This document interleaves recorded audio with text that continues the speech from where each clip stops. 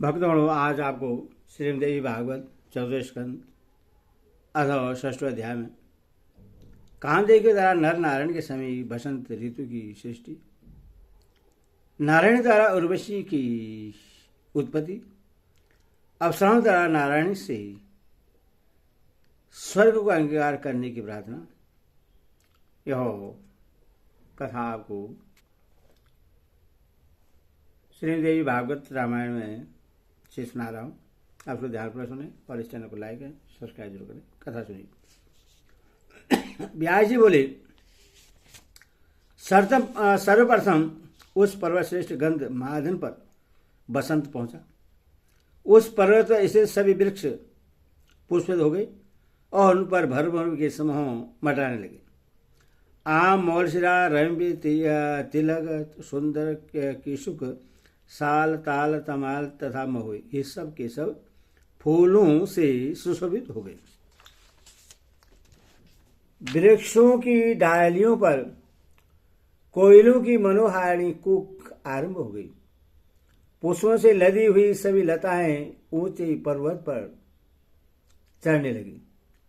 सभी प्राणी अपनी अपनी भार्याओं में प्रेमासक्त हो गए तथा मद होकर परस्पर क्रीड़ा करने लगे। मंद सुगंध युक्त तथा सुखद स्पर्श वाली दक्षिणी हवाएं चलने लगी। उस समय मुनियों की भी वृत्तियां अति चंचल हो उठी। तदवशा अपनी भार्या रति के साथ कामदेव भी अपने पंचबाणों को छोड़ता हुआ तत्काल बद्रिकाश्रम पहुंचकर वहां रहने लगा। संगीत कला में अत्यंत परवीन रंभा और तिलोत्तमा आदि अप्सराएं भी उस रमणीक बद्रिकाश्रम में पहुंचकर स्वर और ताल में आवृत गीत गाने लगी। उस मधुर गायन कोयलों की कूक तथा भरमर समूह का गुंजार सुनकर उन दोनों मुनीश्वरों का ध्यान भंग हो गया। आज समय में ही बसंत का आगमन तथा संपूर्ण वन को पुष्पों से शोभित देखकर वे दोनों नर तथा नारायण ऋषि चिंतित हो उठे। वे सोचने लगे कि क्या आज समय पूरा हुए बिना ही शिशिर ऋतु बीत गई। उस समय तो समस्त प्राणी काम से पीड़ित होने के कारण अत्यंत विहल दिखाई पड़ रहे हैं। काल के स्वभाव तथा नियम में यह अद्भुत परिवर्तन आज कैसे हो गया। बीच समय के कारण विस्फारित नेत्रों वाले मुनि नारायण नर से कहने लगे। नारायण बोले, भाई देखो, ये सभी वृक्ष पुष्पों से लदे हुए सुशोभित हो रहे हैं। इन वृक्षों पर कोयले की मधुर ध्वनि हो रही है तथा भरमरों की पंक्तियां विराजमान हैं।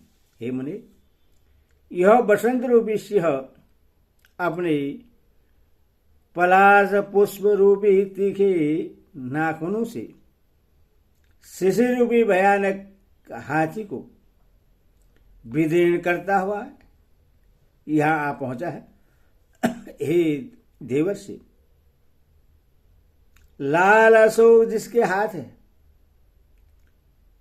किशु के पुष्प जिसके पैर हैं, नील अशोक जिसके केश हैं, वृक्ष श्याम कमल जिनका मुख है, नीले कमल जिसके नेत्र हैं, बिल वृक्षों के फल जिसके स्तन हैं, खिले हुए कुंद के फूल जिसके दांत हैं, आम के बौर जिनके कान हैं, बंधु जीव गुल दोपहरिया के पुष्प जिसके शुभ्र अधर हैं, सिंधुवार के पुष्प जिसके नख हैं, कोयल के समान जिसका स्वर है, कदम्ब के पुष्प जिस सुंदरी के पावन वस्त्र हैं, मयूर पंखों के समूह जिसके आभूषण हैं, सारसों का स्वर जिसका न्यूपुर है, माधवी लता जिसकी करधनी है, ऐसी मद हंस के समान गति वाली तथा ईद गुदी के पत्तों को रोम स्वरूप धारण की हुई बसंत श्री इस बद्रिका सरब में छाई हुई है। मुझे तो यह महान आश्चर्य हो रहा है कि असमय में यह यहाँ क्यों आ गई। हे देवर्षि, आप यह निश्चित समझिए कि इस समय यह हम लोगों को तपस्या में विघ्न डालने वाली है।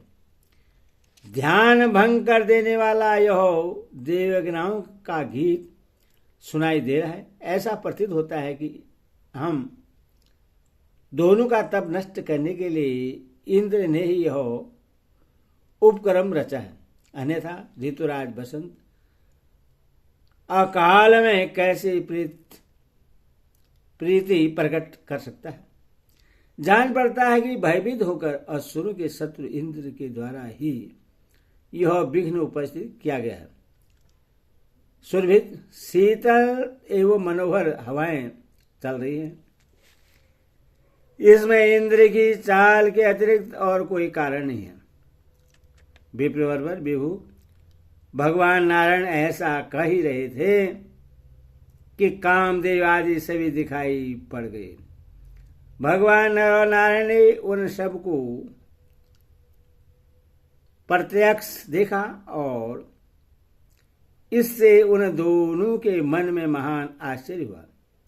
कामदेव मैनिका, रंभा, तिलोत्तमा, पुष्पगंधा, सुकेशी, महाश्वेता, मनोरमा, परसमधरा, गीतज्ञ और सुंदर हास्य करने वाली घिरचाची, चंद्रप्रभा, कोकिल के समान आलाप करने वाली सोमा, विद्युत माला, अंबुजाक्षी और कांचन मालिनी, इन्हें तथा अन्य भी बहुत सी सुंदर अप्सराओं को नर नारायण ने अपने पास उपस्थित देखा।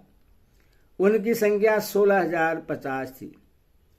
कामदेव की उस विशाल सेना को देखकर वे दोनों मुनि चकित हो गए। उस समय दिव्य वस्त्र तथा आभूषणों से विभूषित और दिव्य मालाओं से सुशोभित देवलोक की वे अप्सराएं प्रणाम करके सामने खड़ी हो गई। तत्पश्चात वे अनेक प्रकार के हाव भाव प्रदर्शित करती हुई छलपूर्वक पृथ्वी तल पर अत्यंत दुर्लभ एवं काम वासनावर्धक गीत गाने लगी। भगवान नर नारायण ने उस गीत को सुना। तदनंतर उससे सुनकर नारायण मुनि ने प्रेम पूर्वक उनसे कहा, तुम लोग आनंद से बैठो, मैं तुम्हारा अद्भुत आतिथ्य सत्कार करूंगा। हे सुंदरियों, तुम लोग स्वर्ग से यहाँ आई हो, अतएव हमारी अतिथि स्वरूपा हो। व्यास जी बोले, हे राजन, उस समय मुनि नारायण अभिमान में आकर सोचने लगे कि निश्चित रूप से इंद्र ने हमारे तप में बाधा डालने की इच्छा से इन्हें भेजा है। ये सब बेचारी क्या चीज है। मैं अभी अपना तपोबल दिखाता हूं और इनसे भी अधिक दिव्य रूप वाली नवीन अप्सराएं उत्पन्न करता हूं। मन में ऐसा विचार करके उन्होंने हाथ से अपनी जंघा पर आघात कर तत्काल एक सर्वांग सुंदरी स्त्री उत्पन्न कर दी। वह सुंदरी भगवान नारायण के उरुदेश जंगा से उत्पन्न हुई थी, अथवा उसका नाम उर्वशी पड़ा। वहां उपस्थित हुए अप्सराएं उर्वशी को देखकर अत्यंत आश्चर्यचकित हो गई। तदंतर उन अप्सराओं की सेवा के लिए मुनि ने तत्काल उतनी ही अन्य अत्यंत सुंदर अप्सराएं उत्पन्न कर दी। हाथ में विविध प्रकार के उपहार लिए हंसते हुए तथा मयूर गीत गाते हुए उन सब अप्सराओं ने उन्हें मुनियों को प्रणाम किया और वे हाथ जोड़कर उनके समक्ष खड़ी हो गई। लोगों को मोह में डालने वाली वे इंद्र प्रेषित अप्सराएं तपस्या की विभूत उन विस्मय कारिणी उर्वशी को देखकर अपनी शुद्ध बुद्ध खो बैठी। उन अप्सराओं के मुख कमल आनंदित रेख से खिल उठे तथा उनके मनोहर शरीर रूपी वलरियों पर रोमांच रूपी अंकुर निकल आए। वे अप्सराएं उन दोनों मुनियों से कहने लगी, अहो हम मूर्ख अप्सराएं आपकी स्तुति कैसे करें।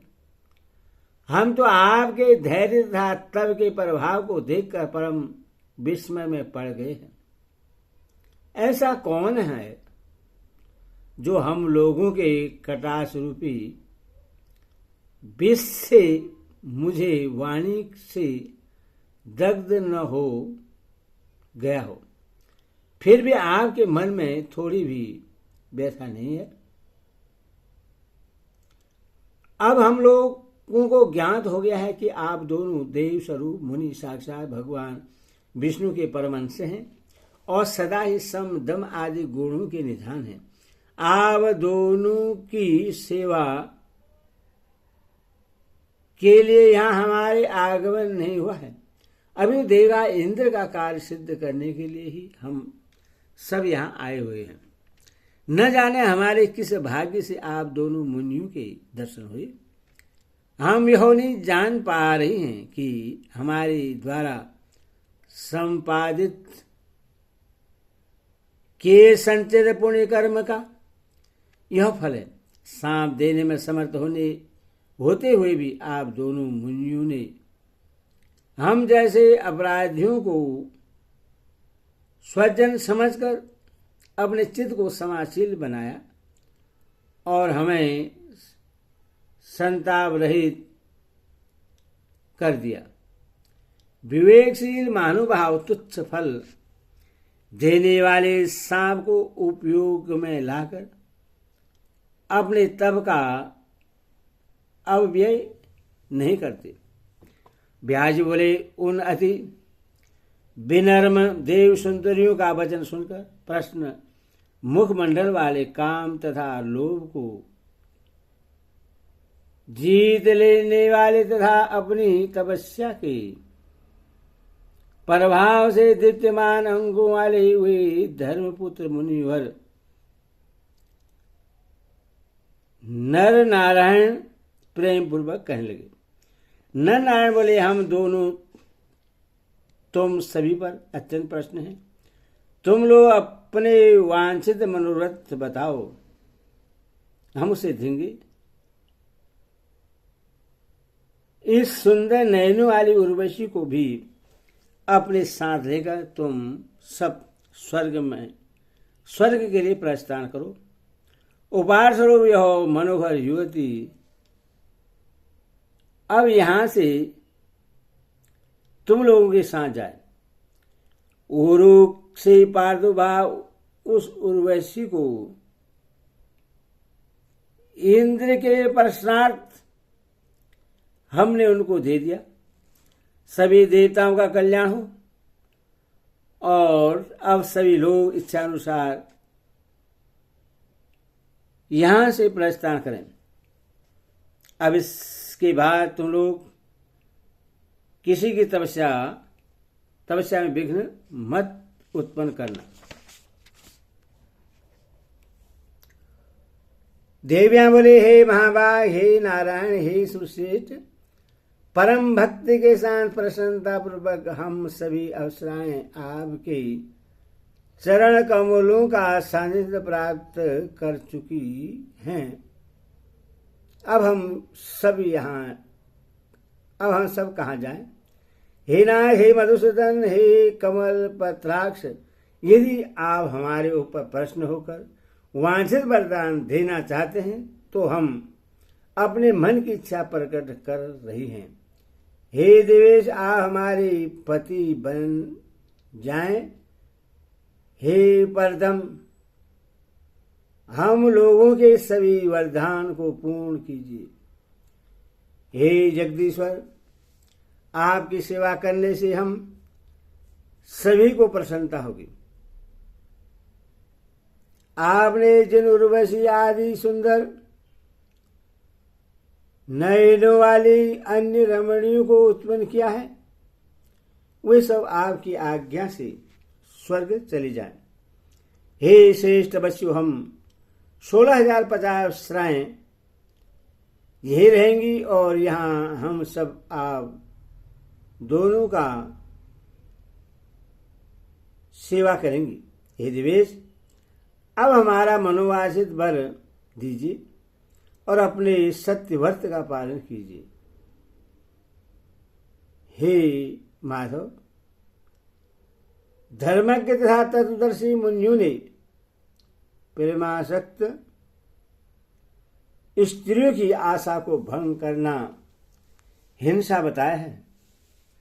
ध्येय योग से हम अप्सराएं भी स्वर्ग से यहाँ आकर आप दोनों के प्रेम रस से सशक्त हो गए हैं। हे देवेश, आप हमारा त्याग न कीजिए। हे जगतपति, आप तो सर्वसमर्थ हैं। नारायण बोले, इंद्रियों को जीत कर मैंने पूरे 1000 वर्षों तक यहाँ तपस्या की है।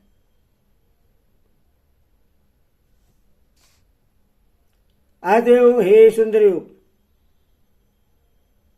उससे कैसे नष्ट कर दूं? सुख तथा धर्म का नाश करने वाले वासनात्मक सुख में मेरी कोई रुचि नहीं है। पार्श्विक धर्म के साथ सुख में विवेकशील पुरुष कैसे प्रवृत्त हो सकता है? अप्सराएं बोले, सब शब्द स्पर्श रूप रस तथा गंध, इन 5 सुखों में स्पर्श सुख सर्वश्रेष्ठ है। यह अन्न रस का मूल है और इससे बढ़कर अन्य कोई भी सुख नहीं है। अतः हे महाराज, आप हमारी बात मान लीजिए। पूर्ण आनंद प्राप्त करते हुए आप गंधमादन पर्वत पर विचरण कीजिए। यदि आप स्वर्ग प्राप्ति की आशंका रखते हैं तो यह निश्चय जान लीजिए कि वह स्वर्ग इस गंधमादन से अच्छा नहीं है। अतः हम सभी अप्सराओं को अंगीकार करके आप इस दिव्य स्थान में विहार कीजिए।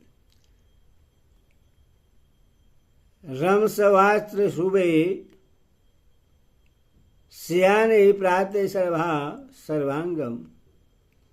इति श्रीमद्देवी भागवत महापुराण षष्ठादश सहितानां चतुर्स्कन्धे अप्सरा नारायण समीप प्रार्थना करम नाम षष्ठ अध्याय। हरि ओम। भगवती माता की जय, दुर्गे माता की जय।